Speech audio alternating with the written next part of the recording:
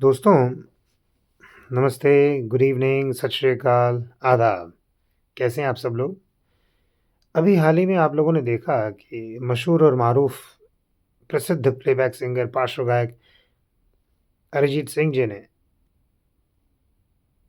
संन्यास की घोषणा की है, यानी रिटायरमेंट रिटायरमेंट ले लिया उन्होंने। कहाँ से? ना, प्लेबैक सिंगिंग से। इसकी अब उनकी वजह रही होगी, मेंटल फटीग का भी वो एहसास कर रहे होंगे। अब मेरे जैसे लोगों से अगर राय पूछी जाए कि उन्होंने क्यों लिया, वो ज़ाहिर है वो क्यों बताएँगे ये वजह अपनी। He is not accountable to the society, he is not accountable to us, any of us. Yes, we have been connoisseurs of Hindi film music, but me being an connoisseur of old Hindi film music, ऐसा दौर जिसमें एक से एक music director, lyricist रहे, मजरू सुल्तानपुरी साहब से लेके शैलेंद्र जी तक, कवि प्रदीप, हसरत जयपुरी, कैफ़ी आज़मी, शेवान रिज़वी, आनंद बख्शी, एस.एच. बिहारी, किन-किन के नाम लूँ? फ़हरिस्त बहुत लंबी है। ऐसे ही म्यूज़िक डायरेक्टर्स में सचिन देव बर्मन, राहुल देव बर्मन, कल्याण जी आनंद जी, लक्ष्मीकांत प्यारेलाल, अनिल बिस्वास, सलील चौधरी, शंकर जयकिशन, किस-किस का नाम लें? ओ.पी. नैयर, ओंकार प्रसाद नैयर, राइट? तो ऐसे म्यूज़िक डायरेक्टर्स और ऐसे lyricists, Farooq Qaiser is another name, very prominent.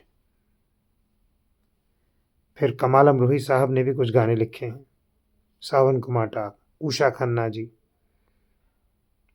Right?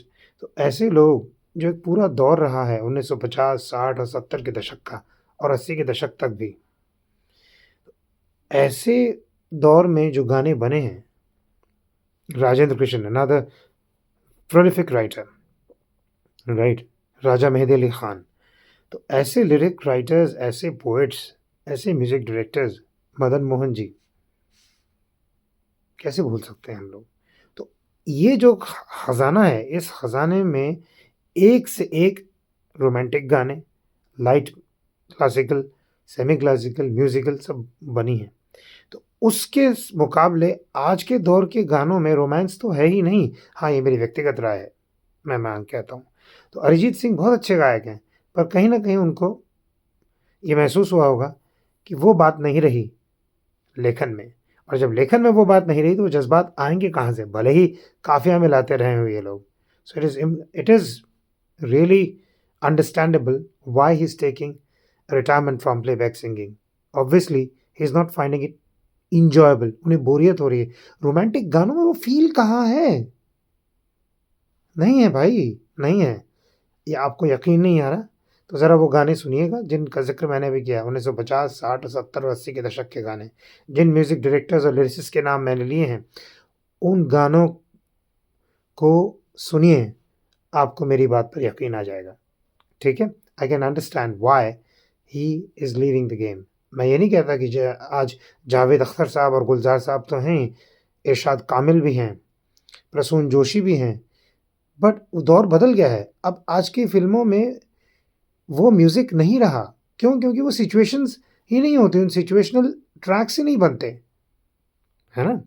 आज के दौर की फ़िल्में मैं गाना सुनने के लिए, देखने के लिए तो नहीं जाता, स्टोरी और एक्टिंग के लिए जाते हैं, है ना? ये बात तो आप भी मानेंगे, क्यों? है ना? So I can understand why Arijit Singh took a retirement from active playback singing. ये वो दौर नहीं है खूबसूरत शायरी और उतनी ही खूबसूरत तर्ज बनाने का, राइट?